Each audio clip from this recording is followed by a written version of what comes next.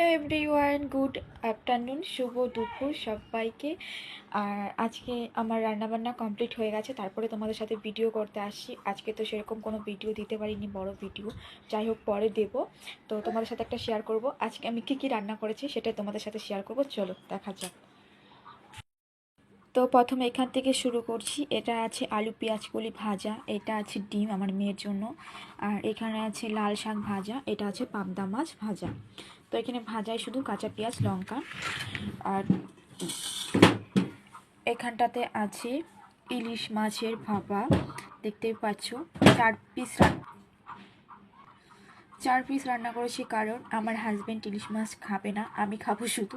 তার জন্য আমার জন্য ইলিশ মাছ, আমি ইলিশ মাছ খেতে প্রচুর পরিমাণে ভালোবাসি। এখানে আছে পাবদা মাছের ঝাল।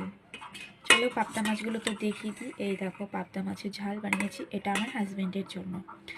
তো আজকের মেনুতে আমার কি কি ছিল এইটুকুনো জিনিসই আছে।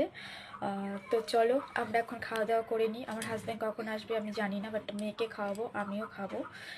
তো তোমাদের সবার দিনটা আজকে খুব ভালো কাটুক। তোমরা যারা যারা করনি, দুপুরে খাওয়া দাওয়া লাঞ্চ করনি, তারা চলে আসো আমার বাড়িতে, খাওয়া দাওয়া করে যাও। চলো টাটা।